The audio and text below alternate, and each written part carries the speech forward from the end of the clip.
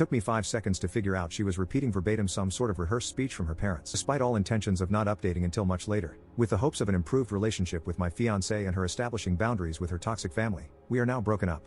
Essentially, what happened was that after last weekend, when I left her to deal with her family herself, she seemed to finally grasp the situation and was open to changes, including boundaries and a possible move.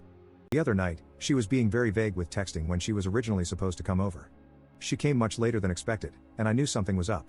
She basically unloaded on me, saying I was abusive, controlling, overly demanding, and unsupportive. It took me 5 seconds to figure out she was repeating verbatim some sort of rehearsed speech from her parents. To be honest, I was so agitated at this point that, despite making a huge gamble on her, I decided to be blunt about it. I asked her if her family told her to say this. She said they suggested it to her but that she came up with it herself. I don't believe that. I asked her to explain in detail what I did. She said I was living like a parasite off her.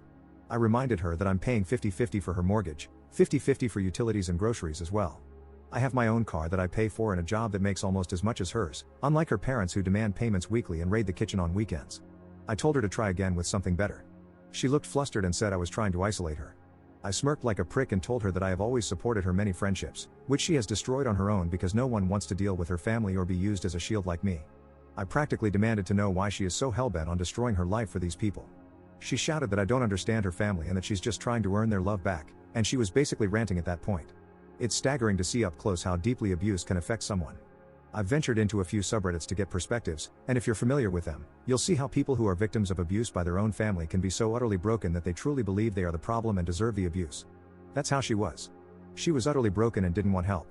She didn't want to get better, she just wanted to get worse. The realization hit me like a truck. She is sprinting into a horrible, lonely life right now, and there's nothing I can do for her at this point.